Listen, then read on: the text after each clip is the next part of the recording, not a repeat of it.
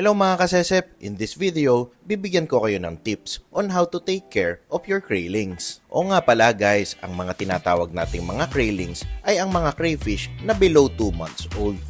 Sa totoo lang, halos parehas lang ang pag-aalaga sa adult at krillings. Pero meron tayong mga dapat i-consider para mas safe sila dahil maliliit pa sila.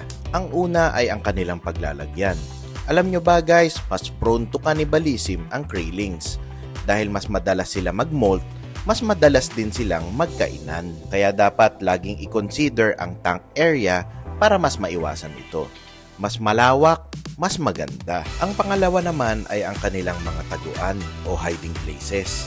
Makikita nyo dito, meron kaming nilagay ng mga aquatic plants sa tank nila. Dahil madami sila, ito ang naging paraan natin para maging hiding places ng mga krillings natin. Mas nakakapagtago sila dito at pinapapak din nila yan pag gutom sila at nakakahigop din ng ammonia ang mga aquatic plants. Pero guys, kung hindi naman naaarawan ng tanks ninyo, ay pwede din gumamit ng egg trays or net. Guys, ang maganda sa egg trays, nagagamit sila kahit nasa 4 inches na ang mga alaga nyo. Ang susunod naman ay aerator. Airstone lang ang gamit namin kasi dahil maliit pa sila, ay mahihigop sila ng mga water pump. Susunod naman sa pagwa-water change.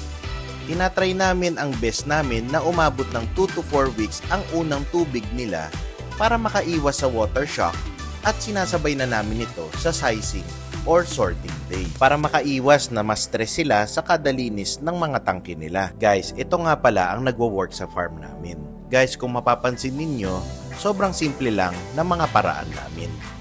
Yun lang mga kasesep. See you next time.